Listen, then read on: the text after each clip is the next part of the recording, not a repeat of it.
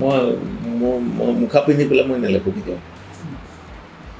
মই সদায় মই যিটো মানুহ সেই মানুহটোৱে লিখে, মই অন্তৰৰ পৰা লিখোঁ। যিহকে লিখোঁ মই যিটো বিশ্বাস কৰোঁ সেইটোকে মই ভাল বুলি কওঁ। কিন্তু যেতিয়াই মানে আমাৰ লেখকসকলে আমাৰ চৌদিশৰ পৃথিৱীখনৰ ওপৰত মানে একেবাৰে তেনেকুৱা আঁতৰি আহি পেলাই যদি ৰোমান্টিক কিবা এটা লিখিবলৈ আৰম্ভ কৰিব, তেতিয়াই আমাৰ সাহিত্যৰ কাৰণে যুক্তি নাহিল বুলি ধৰি ল'ব পাৰি। আচলতে মই বিচাৰোঁ মই কিবা এটা পাৰ্টিকুলাৰ বিষয়ৰ ওপৰত মই গল্পটো লিখিছোঁ। মই বিচাৰোঁ যে পাঠকে ইয়াৰ পাছতো তেওঁ তাত এখনা কৰি থাকক, আমাৰ গৱেষণা কৰি থাকক। সেইকাৰণে মই আধাতে এৰি দিওঁ। এনেকুৱা অৱস্থাত গৈ পেলাই পাইছে চৰিত্ৰকেইটা, ইয়াৰ পিছত কি হ'ব, কোনটো হ'লে তুমি ভাল পাবা, তুমি ভাবিছা। আৰু মই বিচাৰোঁ পাঠক ইনভলভ হৈ যাওক। আৰু মই যে ক'লোঁ চেছ খেলিছিলোঁ, চেছ খেলাই মোক সহায় কৰিছে। চেছ খেলিলে তুমি জানিবা চাৰিটা মুভৰ পিছত কোনটো যাব পাৰে। সেইটো যে এটা কল্পনাৰে তুমি ইমাজিন কৰি লোৱা, সেই বস্তুটোৱে গল্প লেখাত সহায় কৰে। গদাৰে এটা উক্তি আছে, সেইটোৱে মোক প্ৰভাৱ পেলাইছে। গদাৰে কৈছে, in a story there is a beginning, there is a mid part and there is an end, not necessarily in that order. এটা আৰম্ভণি থাকিব, এটা মধ্যভাগ থাকিব, এটা অন্ত থাকিব, কিন্তু এনেকৈ চিৰিয়েলি নাথাকিব, উল্টা পাল্টাও হৈ যাব পাৰে। কেতিয়াবা আৰম্ভণিতে আপুনি শেষটো দেখাব। সেইটোৱে তেওঁৰ সেই উক্তিটোৱে মোক মানে মোৰ খুব মন খাইছিলে। মই এতিয়াও কৈ ফুৰোঁ, সেইকাৰণে তোমাক এইমাত্ৰ ক'লোঁ। এইটো আচলতে আশা কৰাততো বাধা নাই।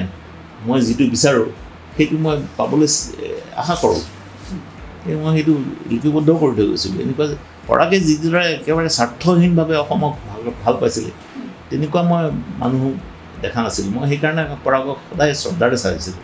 মোতকৈ বয়সত বহুত সৰু, কিন্তু তাক মই শ্ৰদ্ধা কৰিছিলোঁ। ই অনমনীয় এটা চৰিত্ৰ। নমস্কাৰ, মই প্ৰাণজিৎ ডেকা। বুক বাইট পডকাষ্টলৈ আপোনালোকক স্বাগতম জনাইছোঁ।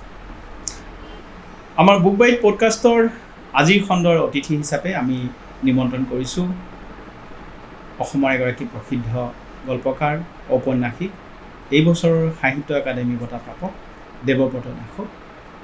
আচলতে আমাৰ বুক বাইট পডকাষ্টৰ তেখেত অতিথি যদিও আমি আচলতে আজি তেখেতৰ অতিথি হৈহে তেখেতৰ ঘৰলৈ আহিছোঁ, আৰু আমি এতিয়া তেখেতৰ পঢ়া কোঠাত বহি আছোঁ। দেৱব্ৰত দাসক আমি তেখেতক যিসকলে আগৰ পৰা জানো, আমি সকলোৱে তেখেতক দেবুদা বুলিয়ে মাতোঁ, আৰু মই আজিও তেখেতক দেবুদা বুলিয়ে সম্বোধন কৰিম। দেবুদা, আপোনাক আমাৰ অনুষ্ঠানলৈ আদৰণি জনাইছোঁ। ধন্যবাদ, নমস্কাৰ, সকলোলৈ নমস্কাৰ। আজিৰ পৰা 25 বছৰ আগে 2001 চনত মই দেবুদাৰ এটা সাক্ষাৎকাৰ লৈছিলোঁ।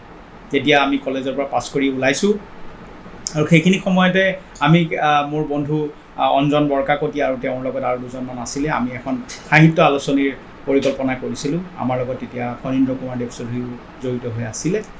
আমি তেতিয়া আলাপৰ যেতিয়া প্ৰথম সংখ্যাটোৰ পৰিকল্পনা কৰি আছিলোঁ, তেতিয়া আমি ভাবিছিলোঁ যে এগৰাকী বিশিষ্ট সাহিত্যিকৰ সৈতে আমি এক কথা বতৰা পতাৰ নিচিনাকৈ আমি এটা অনুষ্ঠান কৰোঁ তাত আমাৰ, আৰু সেইটোৰ নাম দিছিলোঁ আমি আলাপৰ আড্ডা।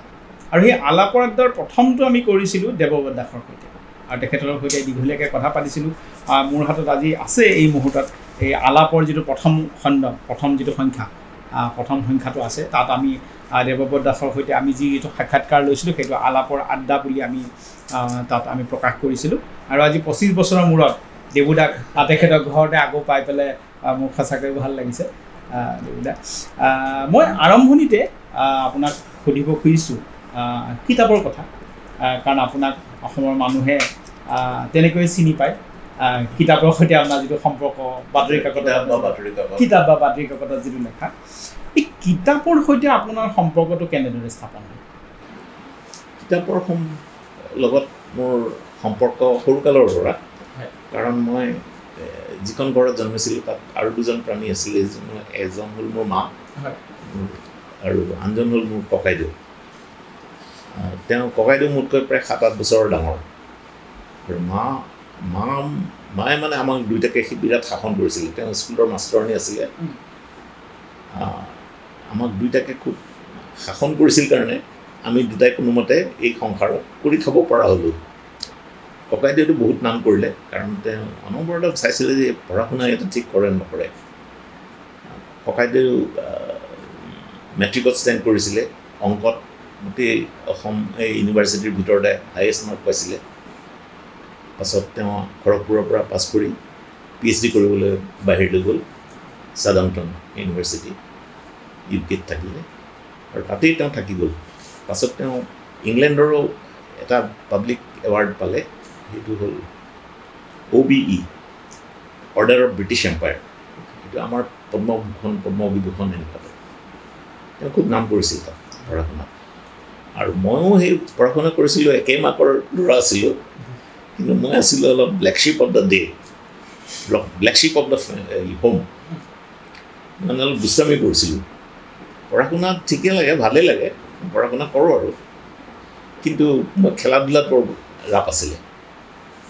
আমাৰ ককা দেউতা আকৌ ফুটবল খেলিছিল দেই। ককা দেউতা মানে এই তৰুণ ফুকনহঁতৰ প্ৰজন্মৰ মানুহ, একেলগে তেওঁলোকে স্বীকাৰ কৰিবলৈ গৈছিলে। এওঁ ককা দেউতাক টাউন ক্লাব যেতিয়া আৰম্ভ হৈছিলে, তেতিয়া টাউন ক্লাবৰ মেম্বাৰ হৈ পেলাই ফুটবল খেলিছিল সুদা ভৰিৰে। তেওঁ কয় আৰু সেইবিলাক দিনৰ কথা। চাহাবৰ বাকীবিলাকতো চাহাব আছিল তেতিয়া, DC চব চাহাব আছিল, সেই চাহাববিলাকেও খেলিছিলে। তেওঁলোকৰ এগেইনষ্টে খেলিবলৈ কৈ দুখ পাইছিলে, আৰু এওঁলোকে ফাউল কৰিলে ধৰে, তেওঁলোকে ফাউল কৰিলে নধৰে। গতিকে ভৰিয়ে চৰিয়ে বহুত দুখ পাই পেলাই ভৰিকেইখন তেওঁ দেখুৱাই আনে, একদম শিলৰ দৰে হৈছে এনেকুৱা বুটৰ গছত খাই খাই। মই ফুটবলো খেলোঁ, গতিকে দিগদাৰী হয়। মই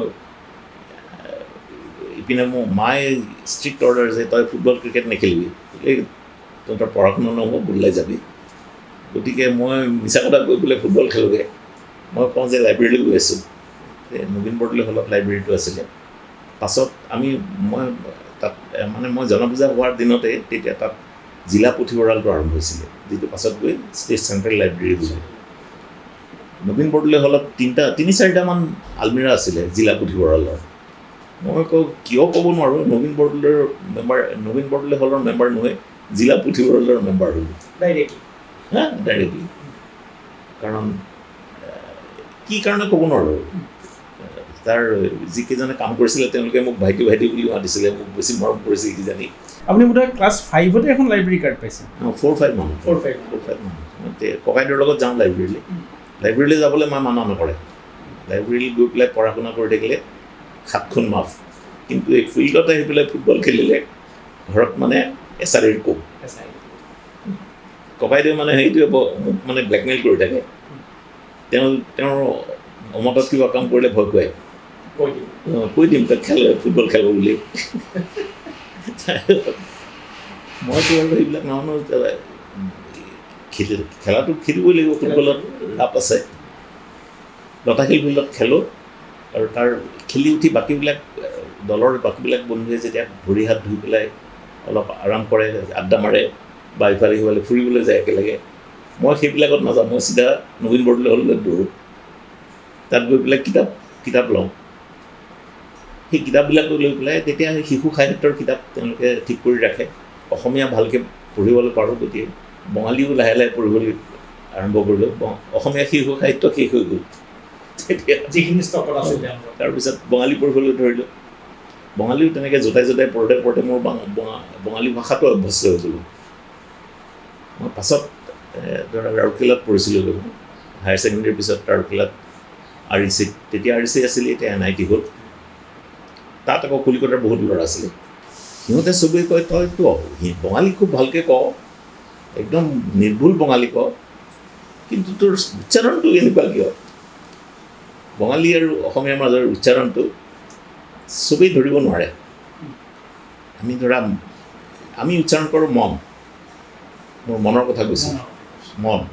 সিহঁতে মনটো ক'ব মন, অকণমান এটা লগাই দিয়ে, মন। সেইবিলাকত মই ধৰা পৰি যাওঁ। আদাৰৱাইজ সিহঁতে মোক মানে বঙালী বুলিয়ে ভাবে। সেইটো মানে কিতাপ পঢ়িয়ে শিকা হৈছিল। সেই লাইব্ৰেৰীলৈ যোৱা অভ্যাসটো যে থাকিলে, সেইটো মোৰ এতিয়ালৈকে আছে। এতিয়াও মোৰ ছোৱালীহঁত বাহিৰত থাকে, ডাঙৰজনী থাকে বষ্টনত, মাছাচুচেটছ, আৰু সৰুজনী থাকে কেনাডাৰ একেবাৰে পশ্চিম প্ৰান্তত ভেংকুভাৰত।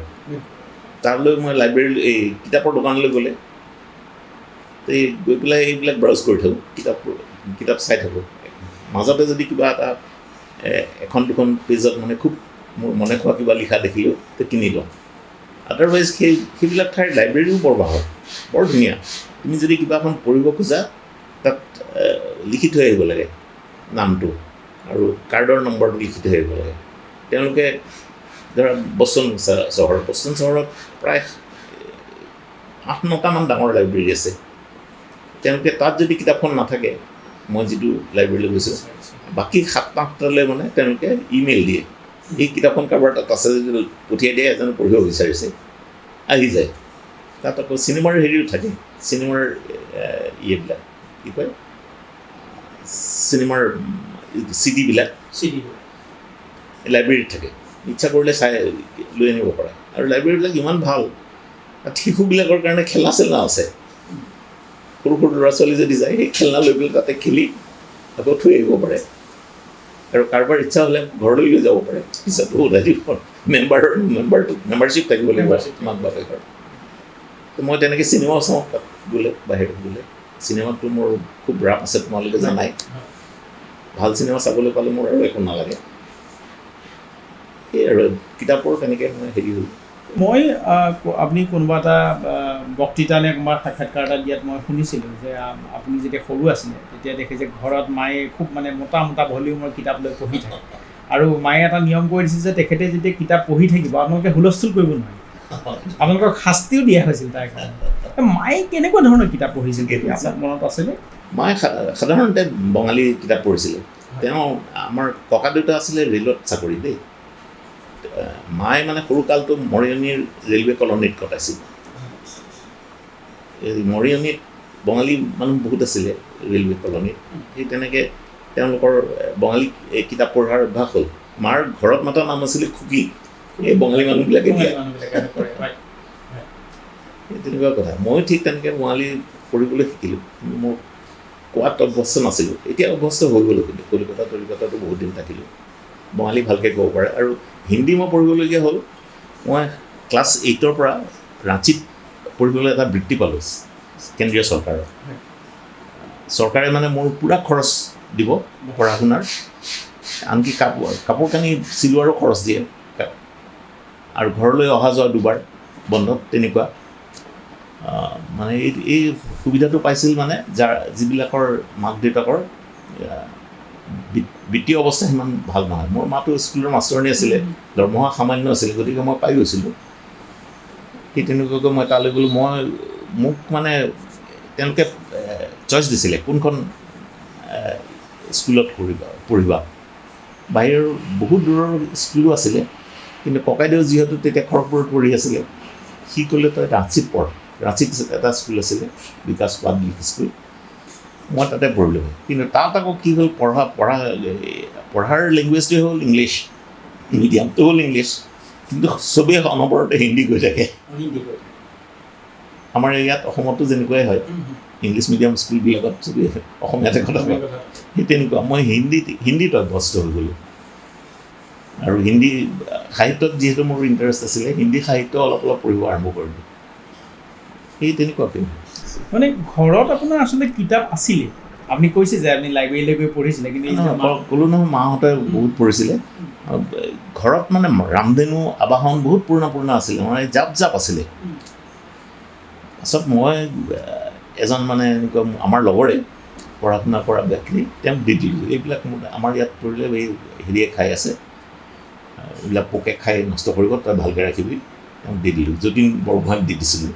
যতীন বৰগোহাঁই তোমালোকে জানা, এতিয়া ঢুকালে, কিন্তু জন্মভূমিৰ এডিটৰ আছিলে। আমাৰ মাজত সিয়ে মানে অলপ পঢ়া শুনা কৰা চিৰিয়াছ ৰিডাৰ আছিলে, গতিকে মই ভাবিলোঁ তাক দিলে এইবিলাকৰ সদগতি হ'ব, তাক দি দিলোঁ। মই কিন্তু তাৰ আগতে তাৰ থকা গল্প উপন্যাসবিলাক পঢ়িছিলোঁ, যিবিলাকৰ নাম মই ককাইদেউৰ মুখত শুনিছিলোঁ সৰুতে, তেওঁলোক ভাল লেখক।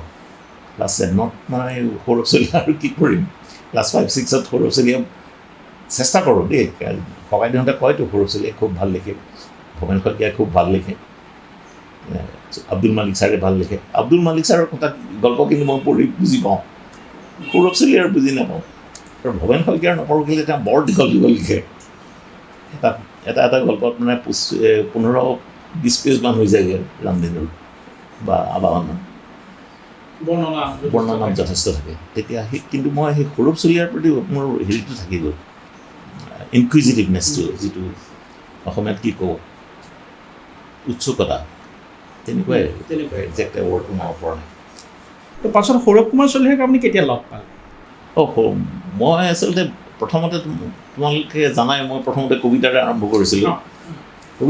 কৰিছিলোঁ কেলৈ মোৰ ৰিজনেল ইঞ্জিনিয়াৰিং কলেজ মানে ৰাউৰকেলাত যেতিয়া পঢ়ি আছিলোঁ মোৰ ৰুমমেট এজন আছিলে তাৰ নামটো বেলেগ আছিলে সি শংকৰ আচাৰ্য বুলি ছদ্মনামত কবিতা লিখিছিল মোৰ ৰুমমেট সেই কবিতাবিলাক দেশ পত্ৰিকাত ওলাই তেতিয়া দেশখন খুব ভাল লিখে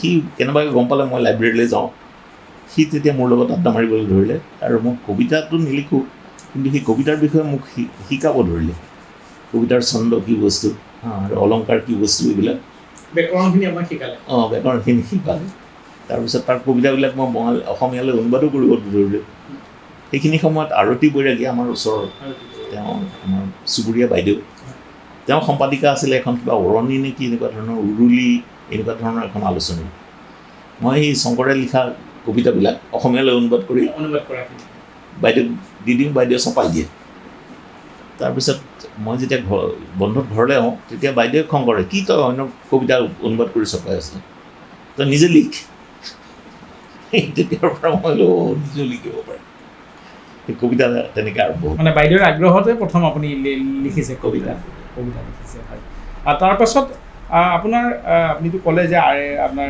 RECৰ কথা ক'লে আপুনি তেতিয়া RECতে আপুনি গল্প লিখিবলৈ আৰম্ভ কৰিছিলে AECত গল্প লিখিবলৈ আৰম্ভ কৰিছিলে RECত মই গল্প লিখা নাছিলোঁ মই জানাই মই বৰ এলেহুৱা মানুহ তোমালোকে জানাই কিন্তু মই কবিতাৰ 4-5 লাইন লিখি দিলোঁ আৰু প্ৰথমতে মই ইংলিছ কবিতাহে লিখিছিলোঁ দেই ইলাষ্ট্ৰেটেড উইকলিত এটা চেমনিয়াৰ চৰা আছিলে য়ং ফ'কছ লীগ তাতে প্ৰত্যেক সপ্তাহতে কিবা কিবি কম্পিটিশ্যন আহে শিশুবিলাকৰ ক্লাছ 6ৰ তলৰবিলাকৰ কাৰণে বেলেগ আৰু ক্লাছ 6ৰ ওপৰৰ কাৰণে বেলেগ দুটা MCME পঢ়ি থকা সময় ক্লাছ 4-5ত তেতিয়া 4 লাইনৰ কবিতা লিখিলে কি কৰিব লাগে 2nd লাইন আৰু 4th লাইনৰ সেইখিনি লাষ্টৰ ৱৰ্ডকেইটা ৰাইম কৰিব লাগে ছন্দ মিলি যাব লাগে সেইটোৱে মানে পদ্য তেওঁলোকৰ ইংলিছ পয়েম আৰু কিবা এটা টপিক দি দিয়ে ধৰা ৰেইন বা বাৰ্ড তাৰ ওপৰত লিখিব লাগে বিভিন্নজনে লিখে মই বেছিভাগ কনচলেশ্যন এৱাৰ্ড পাওঁ আৰু 1st, 2nd, 3rd খুব কমেই পাইছোঁ নোপোৱাও নহয় দ্য পানী বোলা এবাৰ দ্য পানী বুলি এটা ঘোঁৰাৰ বিষয় দিছিলে মই লিখি দিলোঁ সেইটো 4 লাইনকৈ বেছি হৈ গ'ল পঠিয়াই দিলোঁ সেইটোত মই ফাৰ্ষ্ট প্ৰাইজ পাই গ'লোঁ ফাৰ্ষ্ট প্ৰাইজ 3rd প্ৰাইজলৈকে কিতাপ আহে পুৰস্কাৰ ইলাষ্ট্ৰেটেড উইকলি কিতাপ পঠিয়াই দিয়ে আৰু এনেই খুব ধুনীয়া বহি পঠিয়ায় নোটবুক কিছুমান বহিবিলাক মোটা হয় কিন্তু ট্ৰেন্সপাৰেণ্ট তলখন দেখা পায় তেতিয়া আমাৰ MCME স্কুলত আছিল কি ক্লাছে হাতে লেখা আলোচনী প্ৰৱৰ্তন কৰিছিল তো মই আৰু সেইবিলাক বচাই থৈ দিওঁ এইকেইখন পাছত যেতিয়া আলোচনী বছৰত আলোচনী এখনকৈ লিখিব লাগিব তেতিয়া সেই তেনেকুৱা 3-4খনমান দি দিওঁ আমাৰ আলোচনী হৈ যায় কাগজটো বঢ়িয়া ধুনীয়া মই এইখিনি কথা পতাৰ আগতে আপোনাক সুধিছিলোঁ যে আপুনি সৌৰভ কুমাৰ চলিহাক প্ৰথম কেতিয়া লগ পালে আৰু লগ পোৱাৰ আপোনাক যিখিনি সেইটো এটা কাহিনী আছে আচলতে সৌৰভ কুমাৰ চলিহাক লগ পোৱাৰ কাহিনী আৰু কি বহুতৰে সেই একেই কাহিনী বহুতেই যায় সৌৰভ কুমাৰ চলিহাৰ লগত কথা পাতিবলৈ কিন্তু তেওঁ কেতিয়াও ধৰা নিদিয়ে মই নহয় মই সৌৰভ কুমাৰ চলিহা নাই কোনে ক'লে তোমাক সৌৰভ চলিহা বুলি মই সেইকাৰণে কৰিছিলোঁ কি দুষ্টামি তেওঁৰ ভাগিনটো আমাৰ লগত পঢ়িছিলে দেৱপ্ৰিয় দাস সি আমাৰ লগতে ইঞ্জিনিয়াৰিং কলেজত এছাম ইঞ্জিনিয়াৰিং কলেজত মোৰ সহপাঠী আছিলে সি মেকানিকেল পঢ়িছিলে মই চিভিল পঢ়িছিলোঁ মই তাক ক'লোঁ বলচোন ছাৰৰ তালৈ যাওঁ মই তেতিয়াই 5-6 মানতে মই ককাইদেউহঁতৰ পৰা শুনিছিলোঁ তেওঁ ভৱেন শইকীয়া এইবিলাক আব্দুল মালিক ছাৰ এইবিলাক সাংঘাতিক ডাঙৰ ডাঙৰ লেখক গল্প লেখক তো মই ইয়াত আহি পেলাই প্ৰথমতে এই ৰাউৰকেলাৰ পৰা মই যেতিয়া ইয়ালৈ গুচি আহিলোঁ ৰাউৰকেলাত মই পঢ়িছিলোঁ মেকানিকেল ইঞ্জিনিয়াৰিং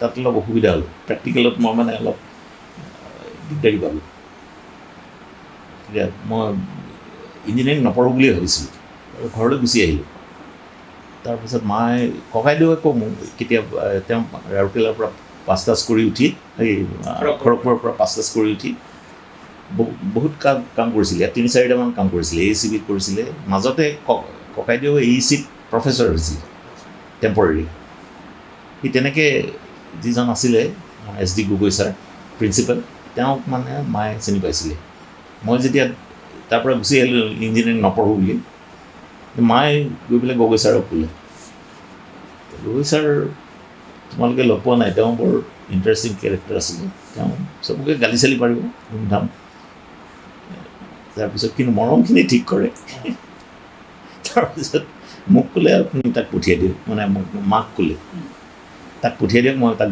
বুজাম সিটো হায়াৰ ছেকেণ্ডেৰী পাছ কৰিছে ইয়াৰ পিছত কৰিব কি গ'লোঁ ছাৰেতো মোক উধাই গালি নাই মাৰৰ ইমান দুটা ল'ৰাৰ মাজত এটা ল'ৰাকে এনেকৈ দুষ্টামি কৰিছ মাৰক ইমান দিগদাৰীত পেলোৱা এইবিলাক নহ'ব বোলে তই ইয়াতে পঢ় মই তেওঁ প্ৰিন্সিপাল আছিলে ইয়াতে পঢ় মই তোক মেকানিকেল নহয় মই চিভিলত ছিট দিম মেকানিকেলত আমাৰ ইয়াত ছিট নাই তই চিভিল পঢ় আৰু মোৰ নজৰত থাকিবি এইবিলাক তেৰি নকৰিবি বুলি ইফালে গ'ল নাযাবি ছাৰে মোক তেনেকৈ একদম যাক কৈ শ্বেল্টাৰ দিলে ছাৰৰ ওচৰত মই কৃতজ্ঞ যে মই ইঞ্জিনিয়াৰিঙৰ ডিগ্ৰীটো পালোঁ ইয়াত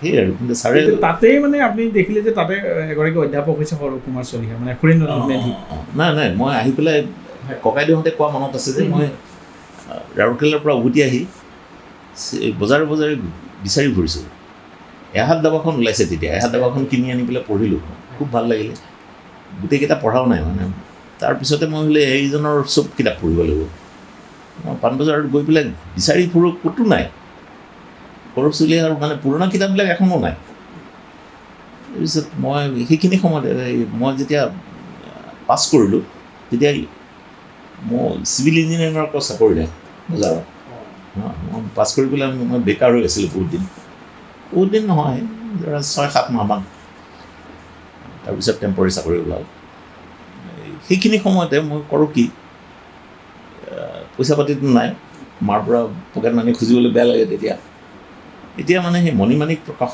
বোলা দোকানখনত মোৰ এটা কলেজিয়েটৰ সময়ত একেলগে পঢ়া পৰেশ দাস বুলি এজন মেনেজাৰ মইতো কিতাপ বিচাৰি তাৰ তালৈ গৈ থাকোঁ মানে এখন দুখন আনি পেলাই পঢ়োঁ তাৰ দোকানৰ পৰা তাক তেতিয়া দৰকাৰ হৈছিলে মানে বিল লিখা মানুহ এতিয়া মোলৈ মাৰ্চৰ ওচৰ চাপিছে নেকি তেওঁলোকে অৰ্ডাৰ দিয়ক মানে কিমান কিতাপ দিলে তাৰ হিচাপ এটা দি পেলাই বিল এখন দিব লাগে এইবিলাক সঁচা মিছা ক'ব নোৱাৰোঁ আৰু মোক দেখিছিলোঁ বিলবিলাক বিৰাট লম্বা হয় মই সেইবিলাক কাম কৰি আছিলোঁ তাৰপিছত এই সৌৰভ চলিহাৰ কিতাপবিলাকো বিচাৰি আছে চাৰিওপিনে ক'তো নাপাওঁ মণিমাণিকৰ সন্মুখতে বৰুৱা এজেঞ্চিৰ এখন দোকান আছিলে বৰুৱা এজেঞ্চিৰ দোকানখনত বোলে সৌৰভ কুমাৰ চলিহাৰ প্ৰথমৰবিলাক আমি চপাইছিলোঁ আছে এতিয়া আপোনাক লাগিব নেকি লাগে তেওঁ কৰিলে কি মজিয়াখন মানে পকা নাছিলে দেই মাটিৰ মজিয়া তাৰ পৰা ক'ৰবাত কিতাপৰ টোপোলাৰ মাজৰ পৰা দুটামান মানে চুকলি মানে মৰাপাতৰ ৰছীৰে বন্ধা কেইটামান টোপোলা উলিয়াই আনিলে এনেকৈ খুলি পেলাই দেখুৱালে চব সৌৰভ কুমাৰ চলিহাৰ প্ৰথমৰ পিনৰ দুপৰীয়া অশান্ত ইলেক্ট্ৰন সেইবিলাক কৰি আছে আৰু এইবিলাক মানে পোকে খাইছে কেঁচা মজিয়াত হ'লেও ভাল কেইখন মই উলিয়াই আনিলোঁ আৰু অলপ পইচা খৰচ হ'ল আৰু তেতিয়া সেইবিলাকৰ দাম আছিল 2 টকা 1.5 টকা এনেকুৱা দাম সেই তেনেকুৱাকৈ সৌৰভ কুমাৰ চলিহাৰ মানে এইবিলাক উদ্ধাৰ কৰোঁতে মই এটা অদ্ভুত বাস্তৱ কথা এটা মোৰ চকুত পৰিল এনেকৈ থৈছে কেলে তলত নাই ওপৰত থৈ লাভ নাই এওঁৰ কিতাপ কোনো নিকিনে সৰু চুলিয়াৰ কিতাপ বোলে মই এইটো 70s কথা কৈছোঁ কোনে নপঢ়ে বোলে তেওঁৰ কিতাপ সৰু কুমাৰ চলিহাই নপঢ়িছিলে কিন্তু তেওঁ যিহেতু সাংঘাতিক লেখক আছিলে তেওঁৰ মূল্য এতিয়া আমি বুজি পাইছোঁ এতিয়া সৰু কুমাৰ চলিহাৰ পুৰণা কিতাপ তুমি যিখনৰ প্ৰথমতে দাম হয়তো আছিলে 1.5 টকা এতিয়া তুমি 100 টকা মানত কিনিব লাগিব সেয়া সাহিত্য মৰি নাযায় সাহিত্য মানে অজৰ অমৰ হৈ থাকে তাৰপাছত যেতিয়া আপুনি হোমেন বৰগোহাঁইক লগ পালে হোমেন বৰগোহাঁইক আপুনি প্ৰথম যিখন ৰচনা জমা দিছিলে সেইখন সৰু কুমাৰ চলিহাৰ বিষয়ে আছিলে আপুনি তেখেতক লগ পোৱা তেওঁলোকৰ এই বিষয়ে আছিলে কি আছিলে সেইখন ৰচনাত মানে কেনেকুৱা ধৰণৰ কথাবিলাক আছিলে তাৰ আগতে মই হোমেন বৰগোহাঁই মোক কেনেকৈ আৱিষ্কাৰ কৰিলে আচ্ছা কি হ'ল মই ফাইনেল ইয়েৰত থাকোঁতে তাৰ আগৰ বছৰত এই দৈনিক অসমত তেতিয়া গল্প প্ৰতিযোগিতা আৰম্ভ হয় বছৰে বছৰে হয় তাত যিকেইটা ফাৰ্ষ্ট ছেকেণ্ড থাৰ্ড হয় সেইকেইটা মানে বিখ্যাত হৈ যায় পাছলৈ তো আমাৰ আকৌ নগাঁৱৰ ল'ৰা এজন আছিলে সি বাতৰি যোগান ধৰি ধৰি পকেট মানিটো উলিয়াই তাৰ অলপ ঘৰত অসুবিধা আছিলে সি সেইটো কাম কৰে আৰু তাৰ ইচ্ছাও আছিলে সাহিত্যিক হোৱাৰ তেনেকৈ গৈ মানে সি আড্ডা মাৰে সাংবাদিকবিলাকৰ লগত সেই বছৰ অসম দৈনিক অসমৰ সাংবাদিকে তাক খবৰ দিলে এইবাৰ শ্বৰ্ট ষ্টৰী একদম কম আহিছে তোৰ ইঞ্জিনিয়াৰিং কলেজত ভাল শ্বৰ্ট ষ্টৰী লিখা মানুহ থাকিলে লিখিবলৈ কবি প্ৰাইজ পাই যাব ই আহি পেলাই মোক ক'লে দেবুদা এনেকুৱাকৈ কৈছে আপুনি গল্প কেইটামান লিখি পেলাই দিয়ক লাষ্ট ডেট কেতিয়া এই লাষ্ট ডেট বেছি নাই 4 দিনমান বাকী আছে 4 দিনত মোৰ গল্প নহয় সিয়ে ক'লে মানে মোৰ দীঘল গল্প কবিতা কিছুমান আছিলে কথা কবিতা যে সিয়ে ক'লে এই কথা কবিতাটো আপুনি অকণমান বদলাই দিয়ক লাইনকেইটা কবিতাৰ লাইনকেইটা প্ৰ'জ কৰি দিয়ক ভাৰ্বটো পিছপিনে লৈ যাওঁ ভাৰ্বটো এতিয়া চেণ্টেন্সৰ মাজত আছে বাক্যৰ মাজত আছে ক্ৰিয়াটো তুমি পিছপিনে লৈ যাওঁ হৈ যাব মই তেনেকৈ সেইবিলাক গদ্য কৰি পেলাই দি দিলোঁ বহুত দিনৰ মূৰত ৰিজাল্ট ওলাল ৰিজাল্টত লিখিছে বিচাৰকে ফাৰ্ষ্ট প্ৰাইজটো ভালেই কিন্তু মানদণ্ড গল্পবিলাকৰ খুব বেয়া সেইকাৰণে আমি দ্বিতীয় পুৰস্কাৰটো দিয়া নাই তৃতীয় পুৰস্কাৰ দুজনক দিছোঁ এজন দেৱব্ৰত দাস আৰু এজন তামিজা ৰহমান ডিব্ৰুগড়ৰ ছোৱালী সেই নিউজটো যেতিয়া ওলাই গ'লতো হেৰিত ওলাই যোৱাৰ লগে লগে আৰু মোৰ ৰুমত আহি পেলাই আমাৰ ইঞ্জিনিয়াৰিং কলেজৰ এডিটৰ যিজন আছিলে মেগাজিনৰ এছিয়ানৰ এডিটৰ এই হেমেন বৰুৱা আহি পেলাই ওলালি দাস আপুনি প্ৰাইজ পাইছে আপুনি আৰু এটা গল্প লিখক এটা গল্প আমাৰ মেগাজিনৰ কাৰণে আৰু এটা আমাৰ গল্প সাহিত্য প্ৰতিযোগিতাৰ কাৰণে দুটা গল্প আপুনি ইমিডিয়েটলি লিখক বোলে সময় নাই মই নাই গল্প এনেকৈ লিখিব নোৱাৰি মই ইমান এনেকৈ বহি পেলাই গল্প লিখিম মই গল্প লিখাই নাই কিন্তু এইটোতো কবিতা এইটোত প্ৰাইজ পাইছোঁ মানে নাই লিখিবই লাগিব নহ'লে মই নাযাওঁ ইয়াৰ পৰা আপোনাৰ পঢ়া শুনা বন্ধ হৈ যাব এনেকৈ মই দুটা গল্প লিখিলোঁ কিবা কিবি কৰি পেলাই এবাৰ চিনেমাত যাওঁতে এটা সুবিধা হৈছিলে এখন ভাল চিনেমা আহিছিলে ইণ্টাৰভিউ বুলি মৃণাল সেনৰ এটাই শ্ব' হ'ব আনটো শ্ব' চিনে ক্লাবে দেখুৱাব আমি সেইটো চাবলৈ গৈ পেলাই তাত দেখিছোঁ মানে খুব মাৰপিট হৈছে টিকেটৰ কাৰণে মই সোমাই গ'লোঁ চচমা ভাঙিলোঁ কিন্তু টিকেটটো পালোঁ কিবা পালে সেইটোকে মই অকণমান অলপ ৰহন চহন চপাই মই মানে সৰুকালৰ অভ্যাস আছিলতো মিছা কথা কৈ যে ফুটবল খেলিছিলোঁ সেই গল্প লিখাত তেনেকৈ কিবা অলপ মিছা কথা কৈ পেলাই লিখি সেই এটা গল্প কৰিছিলোঁ নাম দিছিলোঁ কেন্দ্ৰবিন্দুত চিনেমাৰ টিকেট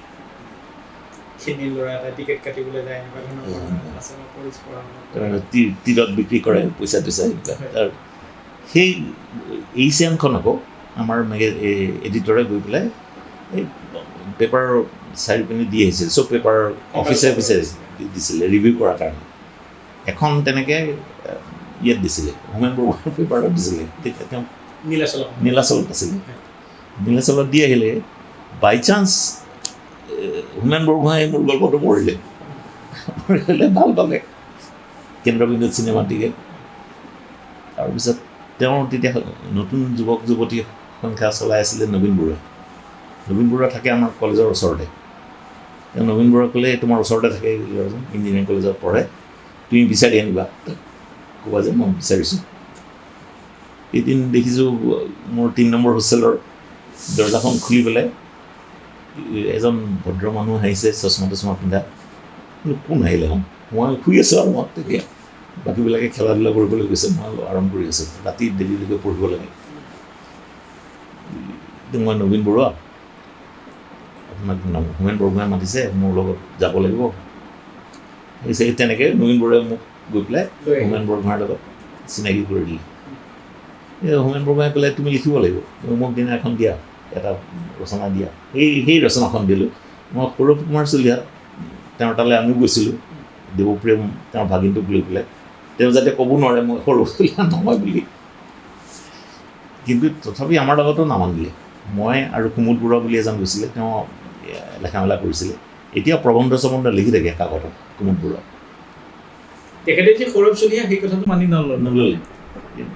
তাৰপিছত হেৰি মই এই সৌৰভ চলিহাটো মই নাজানো, মই যি পঢ়োঁ মই খালি ডিটেক্টিভ নভেল পঢ়োঁ আৰু ছায়েন্স ফিকশ্যন পঢ়োঁ। তোমালোকতো ইঞ্জিনিয়াৰিঙৰ ছাত্ৰ, ছায়েন্স ফিকশ্যন পঢ়া নপঢ়া? মই দুটামান পঢ়িছিলোঁ আগতে, ৰে ব্ৰেডবেৰী এনেকুৱা এচিমভ এইবিলাক নাম মনত আছিলে। মই পঢ়িব নপঢ়ো কৈ দিলোঁ আৰু ছাৰক, এচিমভ যে ছাৰ হৈছে সি অলপ জানে পঢ়ে। সেই তেনেকৈ ছাৰৰ লগত মোৰ হেৰি তেতিয়া সেই তেনেকৈ হ'ল।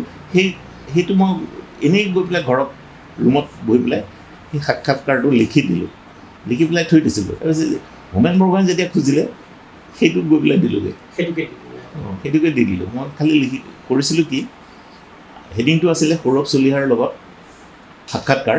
সৌৰভ চলিহাৰ নামটোৰ পিছত মই এটা চন্দ্ৰবিন্দু প্ৰশ্নবোধক দিছিলোঁ। তেওঁলোকৰ যিজনে প্ৰচুৰ সেই চন্দ্ৰবিন্দুটো ভুলতে আহিছে বুলি কাটি দিলে। এনেকুৱা হৈছে। তাৰপিছততো মই বিৰাট ভয়ত আছোঁ। সৌৰভ চলিহা আকৌ আমাৰ তাত মানে খুব ষ্ট্ৰিক্ট পৰীক্ষা কলেজত পৰীক্ষা ইনভিজিলেশ্যন কৰিলে মানুহ ল'ৰাই খুব ভয় কৰে।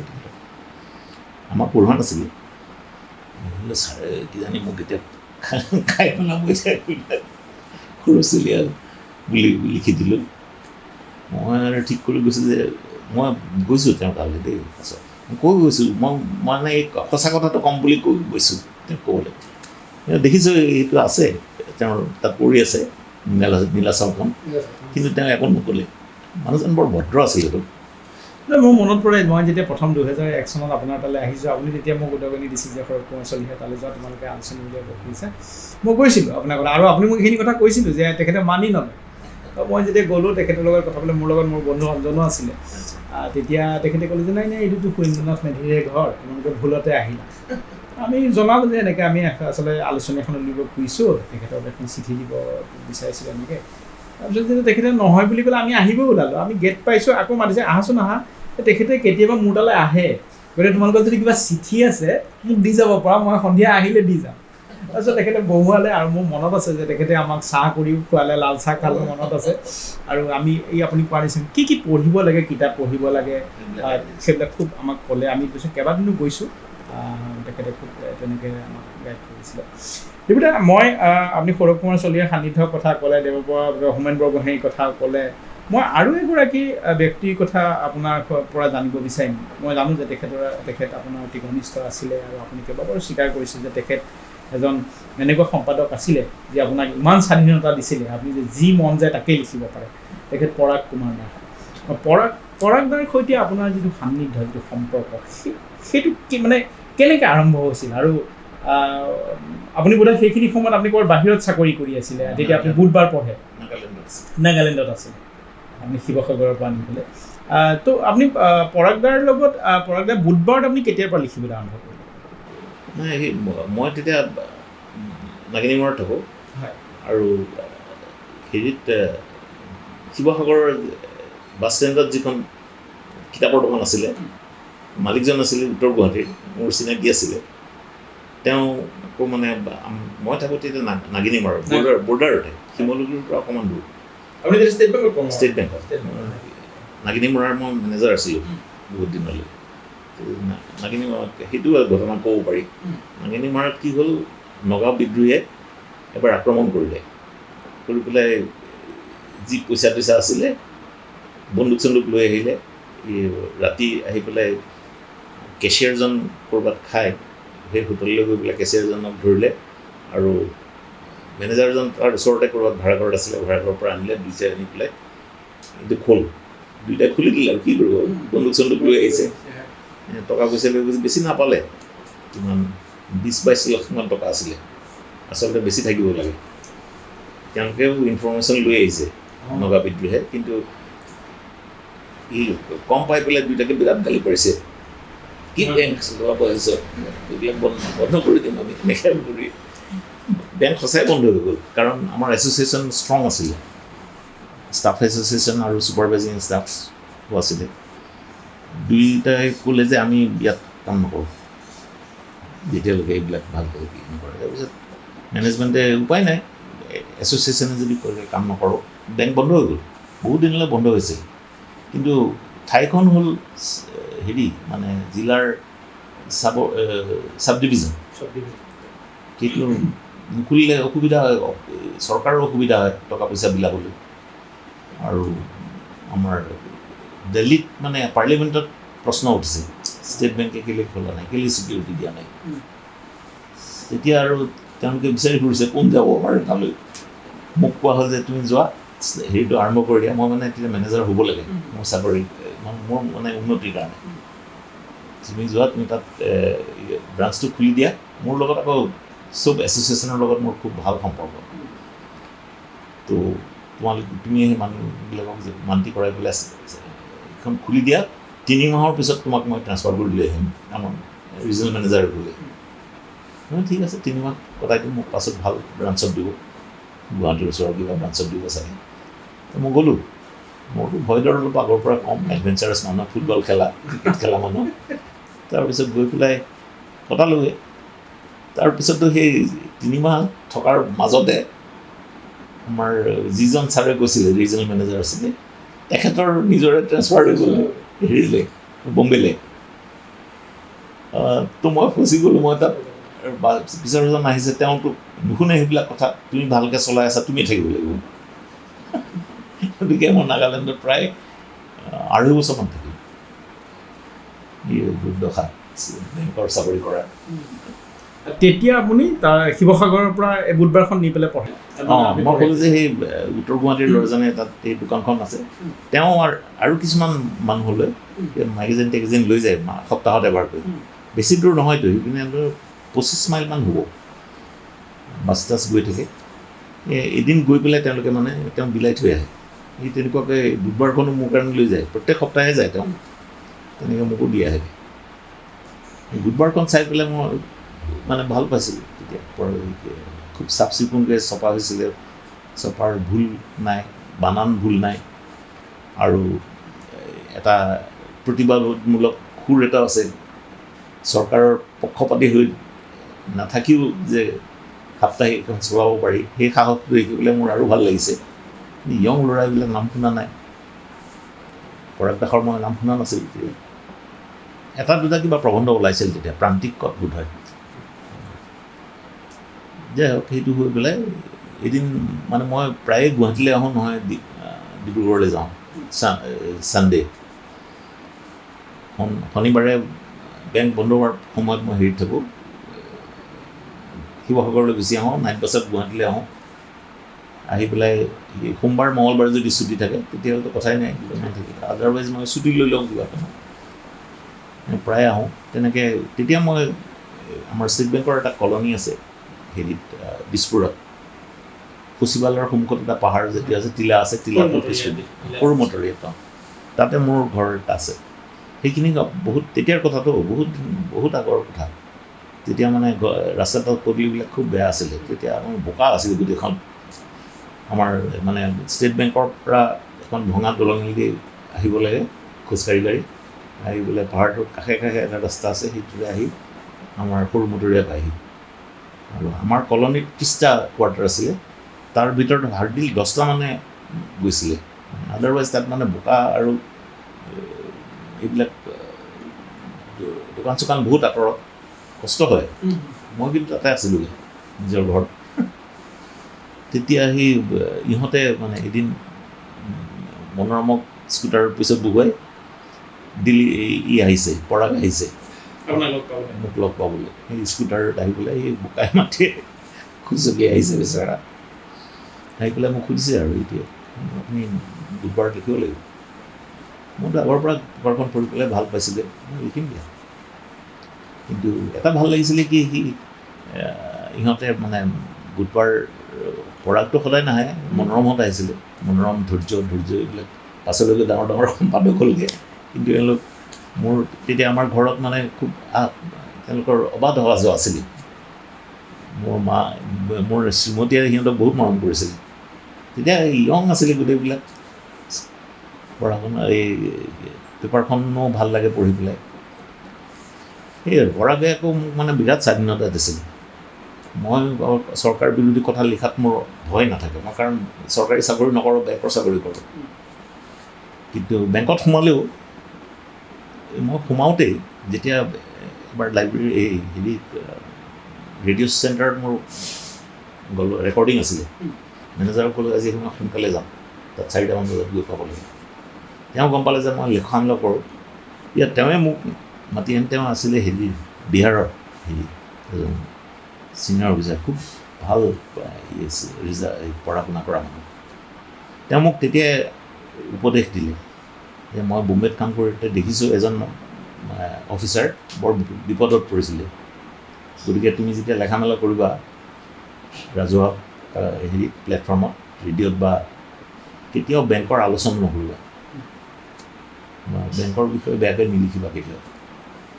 তেওঁ সেইটো উপদেশ দিছিলে, মই সেইটো মানি গ'লোঁ। কোনো দিন আনকি মোৰ গল্পৰ পাত্ৰ পাত্ৰীবিলাকো বেংকৰ চাকৰি খুব কম হয়। সেই উপদেশটোৰ কাৰণে আৰু দুটা পৰাগ দাসৰ যিটো মানে অভাৱনীয় অকল্পনীয় মৃত্যু তেখেতৰ, সেই মৃত্যুৰ পিছত আপুনি এখন কিতাপ উলিয়াইছিলে, টি লুই মি টেকেন পৰা। তাত যিটো লেখা, সেই লেখাটোত আপুনি লিখিছিল। সেই লেখাটো মই লিখিছিলোঁ, সেই প্ৰবন্ধটো লিখিছিলোঁ পৰাগ ঢুকোৱাৰ পাছত লিখিছিলোঁ। দুখনমান কাকতত লিখোঁ, সাদিন আৰু বুধবাৰত লিখোঁ, প্ৰায় ৰেগুলাৰ লিখোঁ। আপোনাৰ অসমীয়া প্ৰতিদিনতো তেতিয়া লিখে আপুনি? প্ৰতিদিন তেতিয়া আছিল নে নাই? প্ৰতিদিনত কাম কৰিছিলে। কাৰ্যবাহী সম্পাদক আছিল তেতিয়া। প্ৰতিদিনত মই তেনেকৈ নিয়মীয়াকৈ একো স্তম্ভন লিখা নাছিলোঁ, মাজে মাজে লিখোঁ দৰকাৰ পৰিলে। তো সেই ৰচনাখনত আপুনি এটা বাক্য লিখিছিলে, মোৰ মনত পৰে, মই এতিয়া আপোনাৰ লগত কথা পাতিবলৈ আহোঁতে মই কিছু যেতিয়া পঢ়া শুনা কৰিছোঁ তেতিয়া লিখিছিলোঁ। তাত লিখিছিলে আপুনি যে পৰাগৰ এই মৃত্যুৱে আন কেইবাজনো পৰাগৰ জন্ম দিয়ক। আপুনি এই আশা কৰিছিল তেতিয়া। তো এই সুদীৰ্ঘ সময়ছোৱা আচলতে তেনেকুৱা কিবা আপুনি দেখিলেনে? এইটো আচলতে আশা কৰাততো বাধা নাই। মই যিটো বিচাৰোঁ সেইটো মই পাবলৈ আশা কৰোঁ।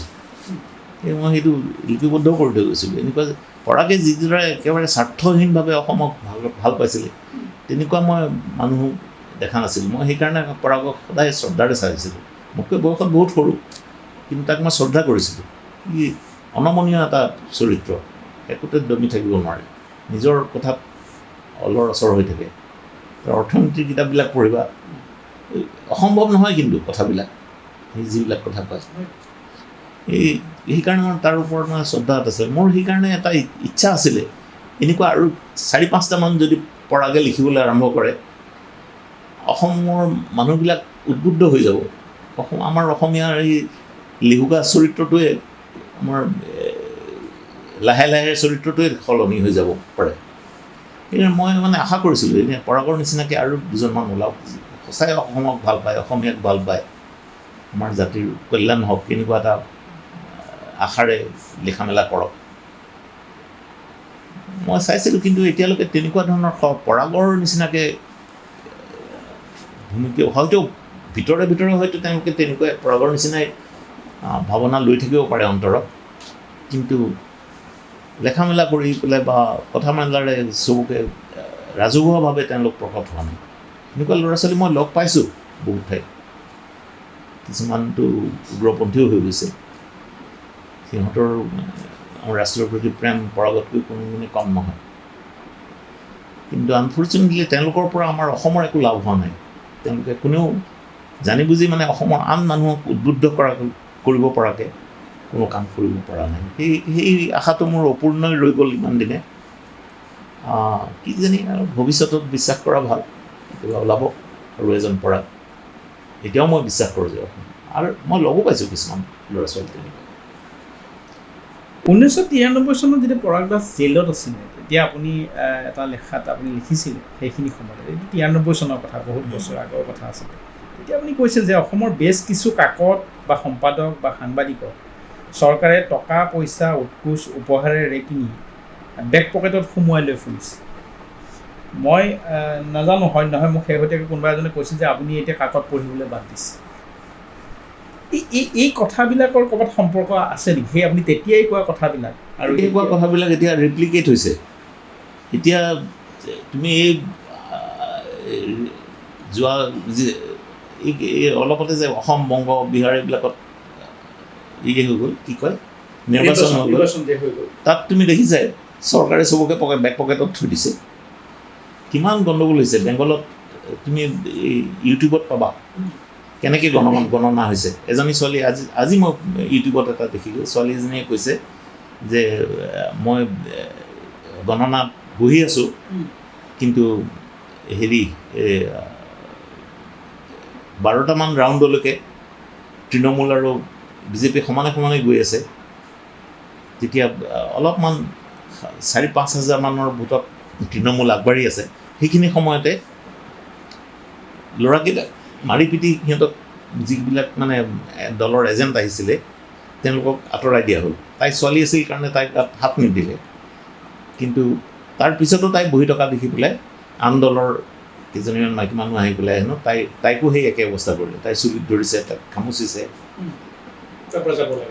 তাৰ পৰা উলিয়াই দিলে। উলিয়াই দিয়াৰ পাছত তাৰপিছত দেখিছে যে সিহঁত সেই প্ৰাৰ্থীটো সেই কিমান 25,000 মান ভোটত জিকি গ'ল।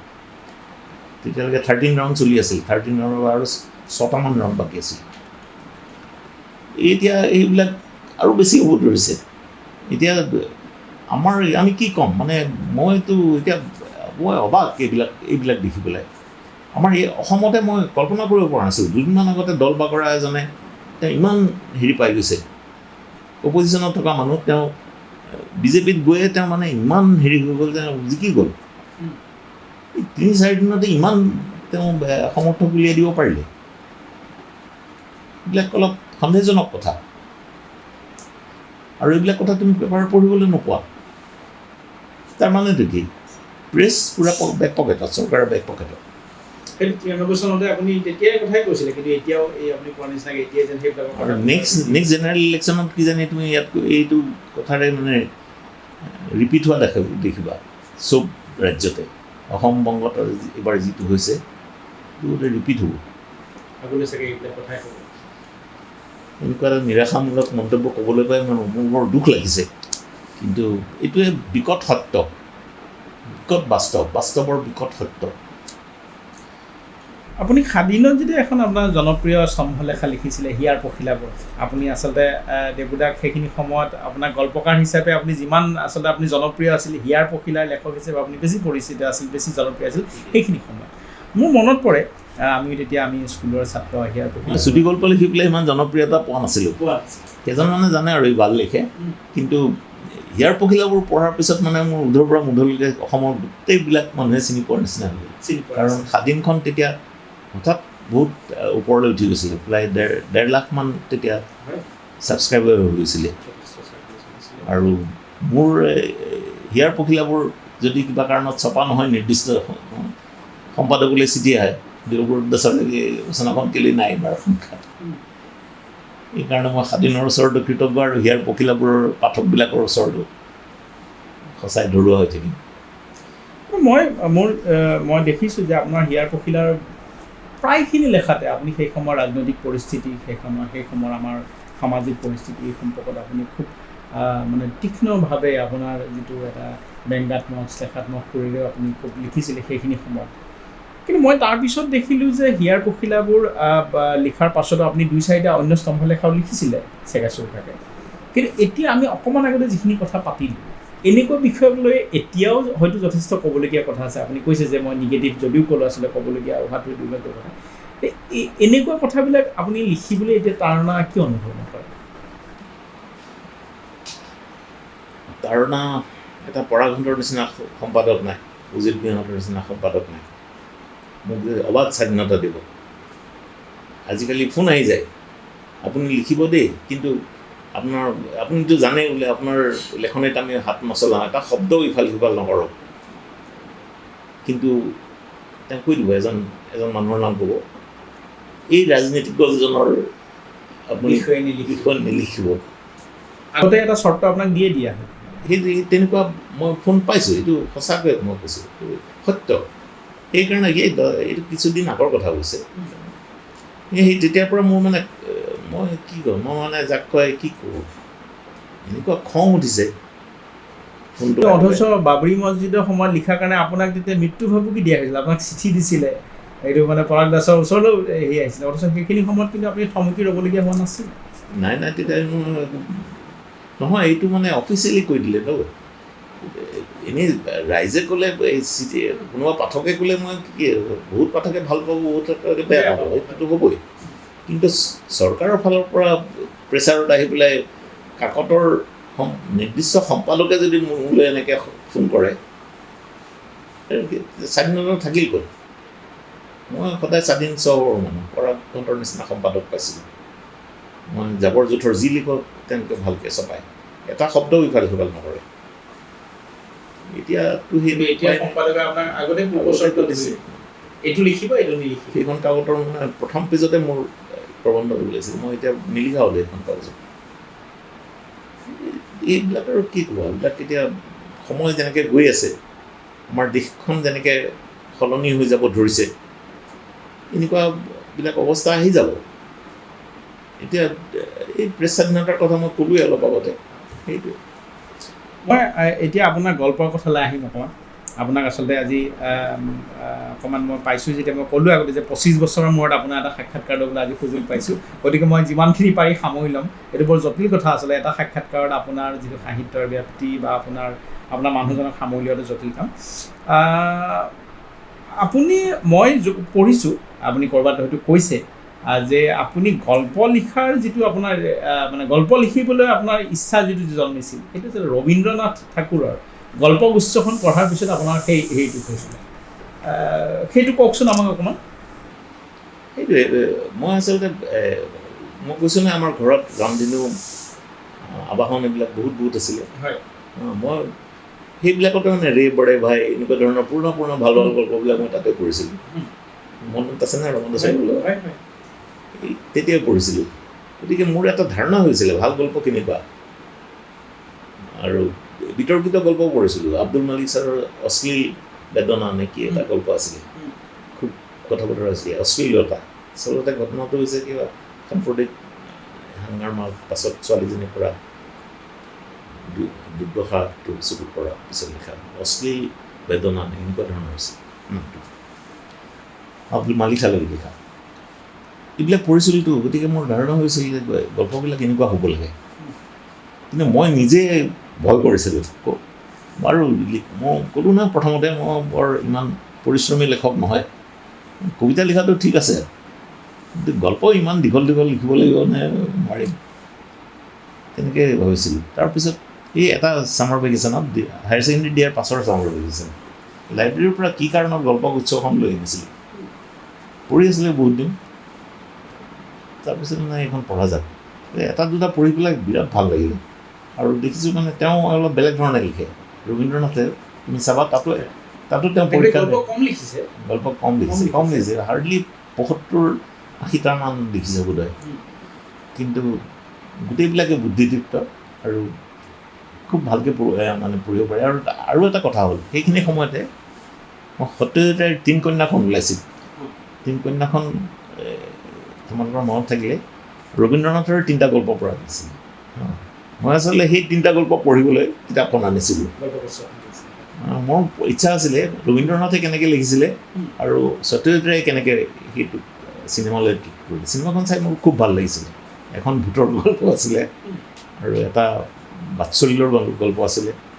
আৰু এটা ৰোমান্টিক গল্প আছিলে তিন কন্যা মানে সত্যজিতে খুব ইণ্টাৰেষ্টিংলি মানে কম্পাইল কৰিছিলে যাতে মানুহে চাই ভাল পায় খুব ভাল চিনেমাখন তিন কন্যা পালে চাবা ৰবীন্দ্ৰনাথৰ এই কিতাপখন গল্পগুচ্ছ পঢ়াৰ পাছত মোৰো লিখিবলৈ মন গ'ল এনেকুৱা অদ্ভুত ধৰণে লিখিলেও হয় তাৰমানে অকল চিঠি পত্ৰ কেইখনমান স্বামী স্ত্ৰীৰ মাজত চিঠি পত্ৰ কেইখনমান হেৰি হ'ল স্বামীয়ে লিখিলে স্ত্ৰীয়ে লিখিলে তাৰ মাজতে এটা গল্প উৎপন্ন হৈ গ'ল আচৰিত কথা আৰু তেওঁ সেই তেনেকুৱাকৈ আৰু কিবা কিবি পৰীক্ষা নিৰীক্ষা মোৰ চকুত পৰিলে এনেকুৱাকৈতো ময়ো লিখিব পাৰোঁ মই বহি গ'লোঁ লিখিবলৈ সেইখিনি সময়ত পতঞ্জলি চৌধুৰী বুলি এজন মোৰ খুব ক্ল'জ বন্ধু সি মোৰ তালৈ আহে প্ৰত্যেক দিনা বন্ধ আছিল যে সেইকাৰণে দুপৰীয়া চেছ খেলোঁ আমি দাবা খেলোঁ সি আকৌ ৰঘুনাথ চৌধুৰী কবি আছিল যে ৰঘুনাথ চৌধুৰীৰ ভতিজা পুতেক উমেশ চৌধুৰী তেওঁ কবিতা লিখিছিলে গীত লিখিছিলে তাৰ পুতেক তাক মই পঢ়িবলৈ দিলোঁ পঢ়চোন মই মানে পৰীক্ষা নিৰীক্ষা কৰি পেলাই উল্টা পুল্টাকৈ লিখিছিলোঁ মইতো ভাবিছোঁ মানুহে বুজি যাব মই ইমান বেছি উল্টা পুল্টাকৈ লিখিছোঁ সি পঢ়ি উঠি মোক সুধিছে দেৱক কচোন তই কি লিখিব খুজিছ মোৰ কথাটো গল্পটো কচোন তই সহজকৈ মই নাই নহ'ব মোৰ গল্পই মানে ৰিডাৰ গৈ নাপাবগৈ লেখা বন্ধ কৰাই ভাল বন্ধ কৰি দিলোঁ সেই আশংকা এটা আমাৰ আছিলে মোৰ এটা আফচোচ এটা থাকি আছিল গল্প লিখা নহ'ল পাছত গল্প লিখিবলগীয়া হ'ল সেই যে ক'লোঁ কবিতা এটা গল্প কৰি দিলোঁ প্ৰাইজ পাই গ'লোঁ প্ৰাইজ পোৱাৰ পাছততো মানে মোৰ সম্পাদক আহি বহি গ'ল গল্প লিখিবই লাগিব এই আপুনি এইমাত্ৰ যিটো ক'লে যে ৰবীন্দ্ৰনাথ ঠাকুৰৰ গল্পৰ যে তেওঁ দুখন চিঠি আছে তাৰ মাজত এটা কাহিনী মই দেখিছোঁ দুখন নহয় কেইবাখনো চিঠি তাৰ মাজত এটা হেৰি আপোনাৰ আলোচকসকলে কৈছে বা আমিও দেখোঁ যে আপোনাৰ গল্পৰ যিটো বা আপোনাৰ কেইবাখনো উপন্যাসৰ যিটো গতি সেইটো মানে সৰল ৰসিক নহয় সেইটো আচলতে অকণমান একা ধৰণে এই যিটো আপোনাৰ যিটো নিৰ্মাণ শৈলী গল্প বা উপন্যাসৰ এইটো এক প্ৰকাৰ সেই ৰবীন্দ্ৰনাথৰ গল্পগুচ্ছ যিটো আপুনি পঢ়ি পেলাই আপুনি অনুপ্ৰাণিত হৈছিল তেনেকৈ এই কথাটো আচলতে আপোনাৰ মনত গঢ় লৈছিল নেকি যে গল্প বা উপন্যাসৰ নিৰ্মাণৰ যিটো শৈলীটো নাই তেওঁৰ মাজত পৰীক্ষা নিৰীক্ষা আছিলে সেই পৰীক্ষা নিৰীক্ষাটোৱে মোক আগ্ৰহ জন্মাইছিলে মই পাছলৈ গৈ চিনেমাও খুব চাওঁ সেইটোৱে মই কৈছোঁ যে আপোনাৰ গল্প উপন্যাসতো পৰীক্ষা নিৰীক্ষা বহুত আছে বুজিছোঁ কথাটো অলপ ধৈৰ্য ধৰা মই চিনেমা খুব চাওঁ মই জানো যে সেই শুনিছোঁ ফ্ৰান্স দেশৰ চিনেমাবিলাক খুব ভাল হয় দুজনমানৰ নামো জানো এতিয়া মোৰ ধৰা গডাৰ আৰু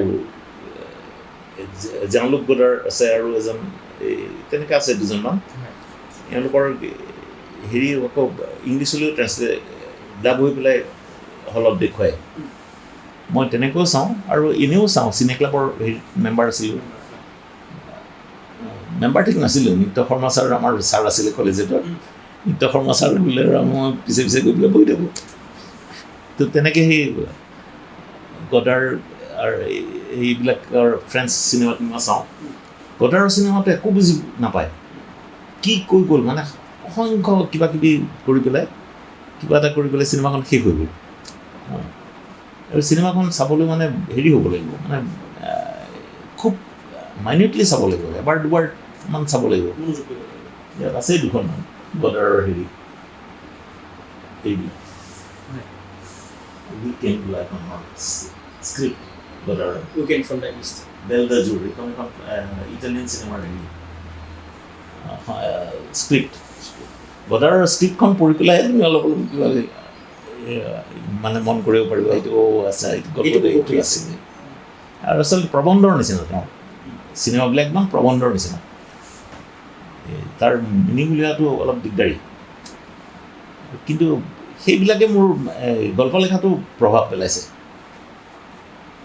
গডাৰৰ চিনেমা ইয়াত আছেই এখন 3টা বেলেগ গল্প দি পেলাই আৰম্ভ হৈ আছে শেষত গৈ পেলাই এই কেৰেক্টাৰবিলাক আহি পেলাই একগোট হৈ পেলাই চিনেমাখনৰ মানে শেষ কথাবিলাক কয় মোৰ গল্পটো তেনেকুৱা মই কৰিছোঁ কিছুমান কিন্তু মই এওঁ ৰবীন্দ্ৰনাথে এনেকৈ চিঠি সমাহাৰেৰে গল্প লিখিছোঁ সেই তেনেকুৱা ধৰণৰ পাৰ্টিকুলাৰ হেৰি নহয় মই সদায় বেলেগ ধৰণৰ কাম কৰোঁ তোমালোকে গল্প পঢ়িলে মোক বুজি পাবা মোৰ গল্পত সাধাৰণতে মই টেকনিকবিলাক ৰিপিট নকৰোঁ আৰু গল্পৰ সন্দৰ্ভ মই ৰিপিট নকৰোঁ কেতিয়াবা।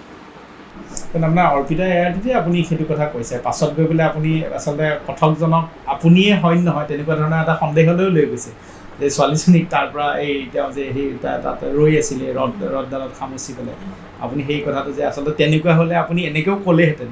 এই ধৰণৰ এক ধৰণৰ আচলতে হেৰি এটাই হৈছে যে পাঠকক আপুনি তাত ইনভলভ হ'বলৈ বাধ্য কৰাইছে গোটেই যেনেকৈ গদাৰে কৰায়। গদাৰে এটা উক্তি আছে, সেইটোৱে মোক প্ৰভাৱ পেলাইছে। গদাৰে কৈছে, in a story there is a beginning, there is a mid part and there is an end, not necessarily in that order. এটা আৰম্ভণি থাকিব, এটা মধ্যভাগ থাকিব, এটা অন্ত থাকিব, কিন্তু এনেকৈ চিৰিয়েলি নাথাকিব, কিন্তু উল্টা পাল্টাও হৈ যাব পাৰে। কেতিয়াবা আৰম্ভণিতে আপুনি শেষটো দেখাব। সেইটোৱে তেওঁৰ সেই উক্তিটোৱে মোক মানে মোৰ খুব মন খাইছিলে। মই এতিয়াও কৈ ফুৰোঁ, সেইকাৰণে তোমাক এইমাত্ৰ ক'লোঁ। আপোনাৰ সাহিত্যৰ আলোচকসকলে এটা কথা কয় যে অসমীয়া সাহিত্যক আপোনাক উত্তৰ আধুনিকতাবাদৰ বাৰ্তাবাহক বুলি আপুনি অভিহিত কৰে। আপুনি কথাটো কেনেকৈ ভাবে? উত্তৰ আধুনিক বাদটো যেতিয়া আৰম্ভ হ'ল, আমাৰ ইৰু তিৰু হৈ পেলাই যেতিয়া আমাৰ ভাৰত পালেহি বা অসম পালেহি, তাৰ বহু আগতে মই লিখিবলৈ আৰম্ভ কৰিছোঁ। গতিকে মই আৰম্ভ কৰিছোঁ, কিন্তু মই বেলেগ ধৰণে লিখোঁ, এই ব্যতিক্ৰম বিচাৰোঁ। সেই ব্যতিক্ৰমবিলাক হয়তো যিসকলে উত্তৰ আধুনিকতাবাদৰ মানে বিষয়ে পঢ়া শুনা কৰিছে তেওঁলোকে হয়তো মোৰ গল্পত বিচাৰি পাইছে, পাই পেলাই কৈছে এইটো উত্তৰ আধুনিক গল্প। মই তেওঁলোকৰ জ্ঞানক শ্ৰদ্ধা জনাই ক'ব খোজোঁ, আপোনালোকে যদি পাইছে তেতিয়া হয় এইটো উত্তৰ আধুনিক গল্প, কিন্তু মই উত্তৰ আধুনিক গল্প লিখিম বুলিয়ে মই লিখা নাই কেতিয়াও। আপুনি অকণমান আগতে কৈছিলে যে আপুনি যেতিয়া ফুটবল খেলিবলৈ গৈছিল, তাৰ পৰা লাইব্ৰেৰীলৈ যায়, সেইখিনি সময়ত মানে মাক মিছা কথা কৈছিলে, আৰু সেই মিছা কথাবিলাকে আপোনাক পাছত বহুত সহায় কৰিছে। মই এই প্ৰসংগটো এইকাৰণে ধেমালিতে কৈছে আপুনি। মই এইকাৰণেই কৈছোঁ যে আমি সাধাৰণতে মানুহে ভাবে যে সাহিত্যত আচলতে বাস্তৱৰে প্ৰতিফলন ঘটে। নহয়, বহুত সহজ হয় গল্প চল্প লিখা, বহুত সহজ হয়। আৰু মই যে ক'লোঁ চেছ খেলিছিলোঁ, চেছ খেলাই মোক সহায় কৰিছে। চেছ খেলিলে তুমি জানিবা চাৰিটা মুভৰ পিছত কোনটো যাব পাৰে, সেইটো যে এটা কল্পনাৰে তুমি ইমাজিন কৰি লোৱা, সেই বস্তুটোৱে গল্প লিখাত সহায় কৰে। আৰু এই যে আপোনাৰ যিখিনি গল্প, এই গল্পখিনিত আপুনি যিটো ক'লে যে আপোনাক গল্প লিখাত সহায় কৰে, কিন্তু আপুনি অকণমান আগতে ক'লে যে উত্তৰ আধুনিকতাবাদী লেখক বুলি কোনোবা যদি আলোচকে ভাবিছে তেওঁলোকক আপুনি ধন্যবাদ দিছে, কিন্তু আপুনি তেনেকৈ ভাবি পেলাই লিখা নাই। কিন্তু উত্তৰ আধুনিকতাবাদী লেখাৰ এটা কথা হৈছে যে তাত কোৱা হয় যে আচলতে অনেক উত্তৰ আধুনিকতাবাদী লেখকে ভাবে যে আচলতে সাহিত্যত বাস্তৱৰ প্ৰতিফলন কৰাটো সম্ভৱ নহয়। তেওঁলোকে তেনেকৈ ভাবে, আৰু তেওঁলোকে ভাবে যে বাস্তৱৰ ব্যাখ্যা বা ৰূপায়ন হয়। কথাটো অকণমান জটিল। এতিয়া বাস্তৱৰ প্ৰতিফলন নামত লেখকে কেতিয়াবা মনে সজা কথা বা নিজস্ব দৃষ্টিভংগী ৰূপায়িত হয়।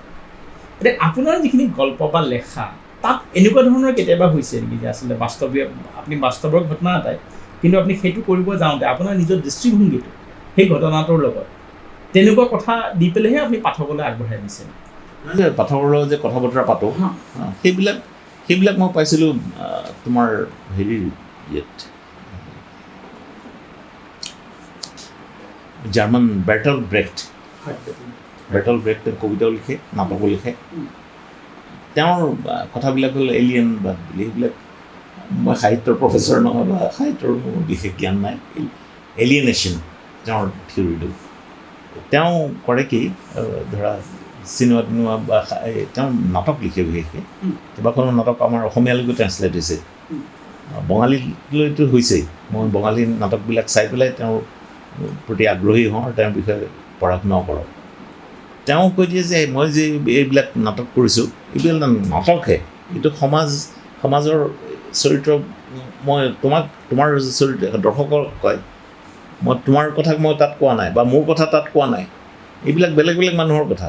তুমি ভাবা, তুমি নিজে ইনভলভ হ'লে কি হ'ব, মোৰ গল্পটোৱে মাৰ খাই যাব।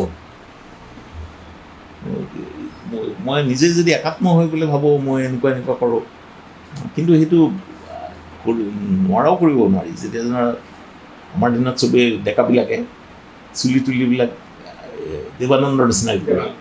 দেৱানন্দক যেতিয়া চিনেমাত দেখে ময়ে দেৱানন্দ, এইটো দৰ্শকবিলাকে ভাবে। সেই বস্তুটো এওঁৰ মতে, ব্ৰেক্টৰ মতে সেইটো ঠিক নহয়। অনবৰত জানিব লাগিব সেইটো আচলতে এটা ঘটনাহে, গল্পহে। মই তাত একাত্ম হৈ গ'লে তাৰ গল্পটো মই ভালকৈ হৃদয়ংগম কৰিব নোৱাৰিম। এই এলিয়েনেশ্যন প্ৰক্ৰিয়াটো মই আচলতে সেইটো খটুৱাইহে মই লেখক হৈ কেতিয়াবা কেতিয়াবা পাঠকৰ মাজত আহোঁ। বা এই কিতাপখনতো দেখিবা, এই কিতাপখন যিখনৰ কাৰণে মই পুৰস্কাৰটো পালোঁ, পৰীক্ষালৰ সাধুটো দেখিবা পাঠকৰ সৈতে কাষাৰ, এনেকৈ কেইবাটাও হেৰি আছে। এইবিলাক আচলতে ব্ৰেক্টেহে মোক এইবিলাকত অনুপ্ৰাণিত কৰিছে। আনকি মই ভাবোঁ ব্ৰেকটো ওলাইছে এতিয়া 1900 কিমানত। আমাৰ বেজবৰুৱাই এটা গল্প লিখি থৈ গৈছে, কিন্তু পঢ়িছে নাই ক'ব নোৱাৰোঁ, পাটমুগী। পাটমুগী পঢ়াৰ পাছত মই কৈছোঁ আৰু এইটো ব্ৰেক্টে লিখা গল্প। পাটমুগীত তোৰ মনত পৰা নাই নেকি? গল্পটো ঠিক গল্প নহয়। লেখাজনে, বয়সীয়া মানুহজনে ছোৱালীজনী দেখি পেলাই কেনেকুৱা হৈছে, তেওঁ কি ফিল কৰিছে, তেওঁৰ মানে যিখিনি মনত অহা কথা, তেওঁৰ মনোভাৱখিনি সেইখিনি কৰিছে, সেইটো তেওঁ মানে সেইটো গল্পটোতে জমাই দিছে। আচলতে গল্পত এনেকুৱা নহয়। মই ইমান বয়সীয়া মানুহটো হোৱাৰ কাৰণে মোৰ এইবিলাক মোৰ মনলৈ আহিছে, এনেকুৱা ভাৱবিলাক। সেই বস্তুটো এলিয়েনেশ্যন। এই ধৰণৰ কথাৰ কাৰণেই নেকি? কিন্তু বেজবৰুৱাই সেই তেতিয়াই লিখিছে মানে 19th চেঞ্চুৰী আৰম্ভ হোৱাৰ, 20th চেঞ্চুৰী আৰম্ভ হোৱাৰ আগতে। তেতিয়া ব্ৰেক্টে যেনেকৈ ভাৱনা চিন্তা আছিলে, আমাৰ বেজবৰুৱাৰো কিজানি সেই তেনেকুৱা ভাৱনাবিলাক আহিছিলে। এওঁ জাৰ্মানীত লিখিছিলে, বেজবৰুৱাইতো জাৰ্মান জানিছিল নে নাছিলে মই নাজানো, নজনাই স্বাভাৱিক। তথাপি কোনেও একো হেৰি কৰা নাছিলে, মানে প্ৰভাৱ পেলোৱা নাই। কিন্তু তেওঁলোকৰ মনৰ গতিধাৰা, যিটো নিষ্কৰ্ষত গৈ পেলাই তেওঁলোক উপনীত হৈছে, সেইটো একেই। আমি আপোনাৰ কেইবাটাও গল্পত দেখোঁ, আচলতে বেছিখিনি গল্প যে আপোনাৰ কাহিনী এটা আপোনাৰ সুনিৰ্দিষ্ট পৰিণতি এটা নাথাকে। এইটো সম্পৰ্কত আপোনাৰ হীৰেণ গোহাঁই ছাৰে এটা সমালোচনাত কৈছে, মই সেইখিনি অকণমান পঢ়ি দিওঁ, আপুনি সেইটো অকণমান আমাক বুজাই দিলে ভাল পাম। কথাটো এনেকুৱা, তেখেতে কৈছে যে কিছুমান গল্প এক লোভনীয়ভাৱে আৰামদায়ক সমাপ্তিৰ পিনে লৈ গৈ তেওঁ হঠাতে পাঠকৰ হাতত চাবি দি কয় যে ঘৰটো আপোনাৰ, যেনেকৈ ইচ্ছা ব্যৱহাৰ কৰক। এই অভিনৱ প্ৰস্তাৱত সংকুচিত পাঠকে গল্পকাৰে ঠগন দিয়া বুলিও সন্দেহ কৰিব পাৰে। কিছুমান গল্পত একাধিক সামৰণিৰ নিচিনা যিকোনো এটা বাছি লৈ আমাৰ মনত নিখুঁত সামৰণিৰ আকাংক্ষা পৰিতৃপ্ত কৰিবলৈ গল্পকাৰে যেতিয়া আমাক আহ্বান কৰে, তেতিয়া ই এক প্ৰেক্টিকেল জক বুলিও প্ৰথমে ধাৰণা হ'ব পাৰে। এই যিটো ক'লে ছাৰে, এই যে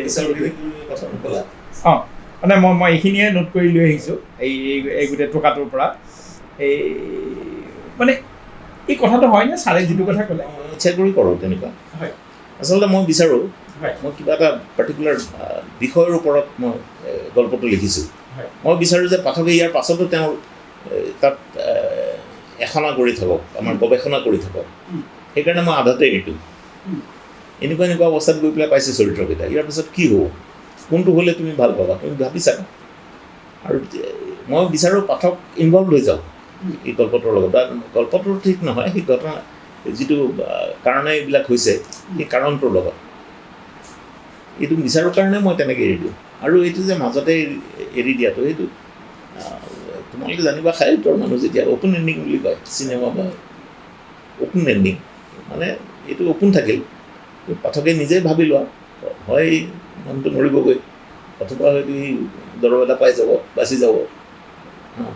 সি বাচি পেলাই ভাবিব মোৰ বাচি গ'লোঁ, মোৰ এইটো মানে হেৰি হ'ল, কি কয় এইটো মানে মই বিচৰা এণ্ডিংটো হ'ল। আচলতে বিচৰাটো নহয়, কেইদিনমান পাছত সি হয়তো কেঞ্চাৰত পৰিব, তেতিয়া মৰিবগৈ। মানে and they lived heavily ever after বুলি যে কয়, এইটো কেতিয়াও নহয়। কিন্তু সেই তেনেকৈ ভাবিবলৈ ভাল লাগে মানুহে। এণ্ড দে হেভ, তাৰপাছত আৰু সুখে শান্তিৰে থাকিলে, আমাৰো কানি কাপোৰ হেৰি হ'ল বেজবৰাই যেনেকৈ লিখে আমাৰো কানি কাপোৰ লেতেৰা হ'ল বোলা এতিয়া আমি যাওঁ কৰা কৰি। তেনেকৈ ধৰক আপোনাৰ ধূপৰ কাব্যখনত তাৰপিছত কি হ'ল তেওঁলোকৰ সংসাৰখনৰনো কি হ'ল যেতিয়া তেওঁ উভতি আহিছিলে তাৰপিছত এইটো মানুহৰ জানিবলৈ মন গৈ থাকিল কিন্তু আপুনি কোৱা নাই যে তেওঁলোকৰ সংসাৰ বাদ দি মই এইটো কোৱা নাই যে তাই ওলাই গৈছিল কেলৈ আপুনি সেইটোৱে কোৱা নাই সেইটো কোৱা নাই ভাবা তোমালোকে ভাবা কি কাৰণে ওলাইছে কি কাৰণে যাব পাৰে। গতিকে আমি আমাৰ আজি পডকাষ্টৰ সামৰণি ফালে আহিম মই আৰু দুটামান প্ৰশ্ন কৰিম আপোনাক আৰু আছেই মোৰ কানি কাপোৰ লেতেৰা হৈছে আৰু এতিয়া যাওঁ।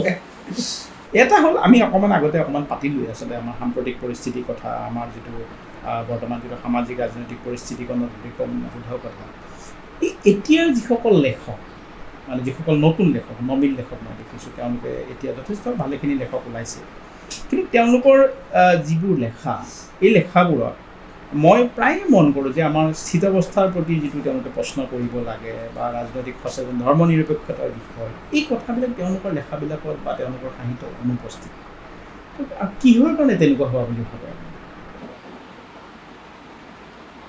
মই কিছুদিন মানে তেনেকৈ মনোযোগেৰে মই অসমীয়া সাহিত্য পঢ়া নাই। বৰ্তমান কি মূৰত আছে কেঁকুৰিত আছে কিন্তু যেতিয়াই মানে আমাৰ লেখকসকলে আমাৰ চৌদিশৰ পৃথিৱীখনৰ ওপৰত মানে একেবাৰে তেওঁলোকৰ আঁতৰি আহি পেলাই যদি ৰোমান্টিক কিবা এটা লিখিবলৈ আৰম্ভ কৰিব তেতিয়াই আমাৰ সাহিত্যৰ কাৰণে যুক্তি নাহিল বুলি ধৰি ল'ব পাৰি। কিন্তু সেইটো হোৱা নাই বোধহয় এতিয়াও মানে কেইজনমানক দেখোঁ খুব ভাল লিখি আছে। প্ৰত্যেক প্ৰজন্মতে বহুতেই লিখে প্ৰত্যেক প্ৰজন্মতে তুমি চাবা 3-4জনমান ভাল লেখক উঠি আহে। তেওঁলোকৰ এই সাহিত্যিক প্ৰতিভাটো লাগিবই আৰু এটা লাগে সেইটো হ'ল মানে লিখিতি মাৰি কামত লাগি থকাটো ইংলিছত কি কয় এইটো মানে যাতে নিজৰ কামত মন লাগি থকাটো। নহয় মই তেওঁলোকৰ সাহিত্য তেওঁলোকে ভাল সাহিত্য সৃষ্টি কৰিছে মই সেইটোত কোনো সন্দেহ নাই কিন্তু মই কৈছোঁ যে ধৰক আপুনি তেতিয়াই হিয়াৰ পখিলাবোৰৰ যোগেদি আপোনাৰ যিটো লেখক হিচাপে যিটো দায়িত্ব আপুনি গল্পত নকয় আপুনি কৈছে যে গল্পত আপুনি সমাজ ঠিক কৰিবলৈ নাযায় গল্পত আপুনি কাহিনী কৈছে বা আপুনি ধৰণে কৈছে কিন্তু হিয়াৰ পখিলাবোৰত আপুনি তেনেকৈ কৈছে যে আপুনি ৰাজনৈতিক পৰিস্থিতিৰ কথা উল্লেখ কৰিছিল সেই সময়ত আপুনি সামাজিক পৰিস্থিতিৰ কথা উল্লেখ কৰিছিল কিন্তু এতিয়া যিসকল লেখক তেওঁলোকে চৰকাৰক প্ৰশ্ন কৰিবলৈ তেওঁলোকে ভয় কৰে যিটো আমাৰ ধৰ্ম নিৰপেক্ষতাক লৈ যিটো এটা প্ৰশ্ন এটা উত্থাপিত হৈ আহিছে সেই কথাবিলাক তেওঁলোকৰ অনুপস্থিত মই সেই কথাটোহে ক'ব খুজিছিলোঁ। আৰু এতিয়া শাসকসকলে ভাবিছে এইবিলাক কথা উঠি থকা ভাল হয় এই মানে আচল ভাত কাপোৰ এইবিলাক আচল সমস্যাবিলাক এইবিলাকৰ পৰা সাধাৰণ মানুহ যাতে আঁতৰি থাকে আমি কেনেকুৱাকৈ শাসন চলাইছোঁ সেইবিলাক ক'লে চকু নিদিয়ে সেইবিলাক কাৰণে এইবিলাক হৈ থাকে। আজিও কিবা এটা সন্দৰ্ভ উলিয়াইছে কিবা লিভ ইন এক্সপিৰিয়েঞ্চ সেইটো দি পেলাই ভাবিছে এইটোৰ ওপৰতো ৰাইজে কথা বতৰা ক'বলৈ যাব আচল সমস্যাসমূহ অৰ্থনৈতিক সমস্যাসমূহ সামাজিক সমস্যাসমূহ এইবিলাকৰ পৰা সাধাৰণ মানুহৰ মনোযোগ আঁতৰি থাকিব পাহৰাই ৰাখিব পাৰে এটা কথা এইটো দুৰ্ভাগ্য আচলতে সেইটো দুৰ্ভাগ্য। সেইবাবে আমি সাধাৰণতে ভাবোঁ যে আপোনালোক লেখকসকল বেছি অনুভূতিপ্ৰৱণ হয় আপোনাৰ ক্ষেত্ৰত কথাটো কেনেকুৱা? মই এই প্ৰশ্নটো এইকাৰণেই কৰিছোঁ যে আপোনাৰ আঁৰৰ মানুহজনক জানিবলৈ যে লেখক দেৱব্ৰত দাস আৰু মানুহ দেৱব্ৰত দাস দুয়োজন একেই নে? মোৰ লেখা মেলা পঢ়িলে গম পাব মই মুখা পিন্ধি পেলাই মই নেলেখোঁ কেতিয়াও মই সদায় মই যিটো মানুহ সেই মানুহটোৱে লিখে মই অন্তৰৰ পৰা লিখোঁ যিহকে লিখোঁ মই যিটো বিশ্বাস কৰোঁ সেইটোকে মই ভাল বুলি কওঁ আৰু যিবিলাক গণ্ডগোলীয়া সেইবিলাকত মই কওঁ যে আপোনালোকে প্ৰাৰ্থনা কৰক সেই তেতিয়া মই এই অ'পেন এণ্ডিং কৰি পেলাই বা গল্পটো আদাতে এৰি থৈ দিওঁ। সেইটো আপুনি কৰে সেইবোৰ আপোনাক অশেষ ধন্যবাদ আমাক এই সময়খিনি দিলে। মই আগতেই কৈছোঁ যে আচলতে আপোনাৰ সাহিত্যৰ বিষয়ে আৰু আপোনাৰ মানুহজনৰ বিষয়ে কথা পাতিবলৈ এনেকুৱা এটা সাক্ষাৎকাৰে যথেষ্ট নহয়। মই আশা কৰিম যে আমি আগলৈও আমি আপোনাৰ সৈতে পুনৰ এক আলোচনাত বহিব পাৰিম আমি আৰু এটা পডকাষ্ট কৰিব পাৰিম। আপোনাক ধন্যবাদ জনাইছোঁ। তোমালোককো ধন্যবাদ। মোৰ লেখামেলা পঢ়িছা বুলি মোৰ সন্দেহ হৈছে কিন্তু অসমত মোৰ পাঠক হিয়াৰ পখিলাবোৰৰ পাঠক বহুত হয় কিন্তু মোৰ গল্প কবিতাৰ পাঠক কিমান মই নিজেই নাজানো। মই এই দুইবিধ পাঠকে বাঢ়ক সেইটো মই আশা কৰিছোঁ।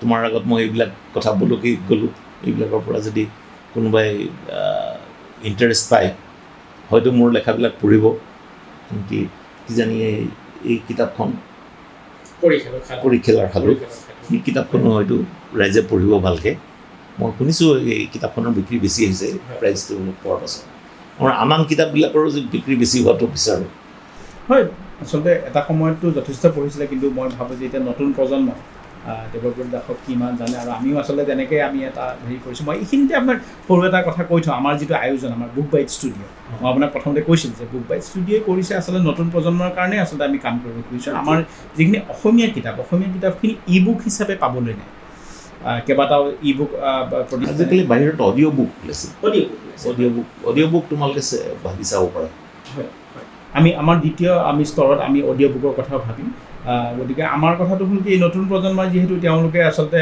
ডিজিটেল ডিভাইচতে তেওঁলোকে ব্যস্ত হৈ থাকে গতিকে তেওঁলোকক পঢ়াৰ প্ৰতি আগ্ৰহী কৰিবলৈ বা তেওঁলোকে ঠাউকতে যাতে পায় আপোনাৰ কিতাপখন আজি যদি কোনোবা হিয়াৰ ৰামদেৱ বা হিয়াৰ পখিলাবোৰ যদি পঢ়িবলৈ বিচাৰে তেওঁ হয়তো ফিজিকেল কিতাপখন তেওঁৰ কাৰণে পোৱাটো লৈ ফুৰাটো সমস্যা হ'ব পাৰে আৰু আজিকালি মানুহে ট্ৰেভেলতো বহুত কিতাপ পঢ়ে ভ্ৰমণৰ সময়ত গতিকে তেনেকুৱাকৈ যাতে পায় গতিকে আমি সেই এটা প্ৰচেষ্টা আৰম্ভ কৰিছোঁ এই অসমীয়া কিতাপখিনি যিখিনি সম্ভৱ হয় আমি ই বুকলৈ কনভাৰ্ট কৰিম আৰু ডিজিটেল ডিভাইচত যাতে উপলব্ধ হয় আৰু আমি আশা কৰিম লাহে লাহে আপোনাৰ কিতাপখিনিও আমি ই বুকলৈ কনভাৰ্ট কৰিব পাৰিম আৰু তেতিয়া নতুন প্ৰজন্মই হয়তো আপোনাৰ মোৰ মুখত ফুল যত্ন কৰক আপোনাক ধন্যবাদ জনাইছোঁ ধন্যবাদ নমস্কাৰ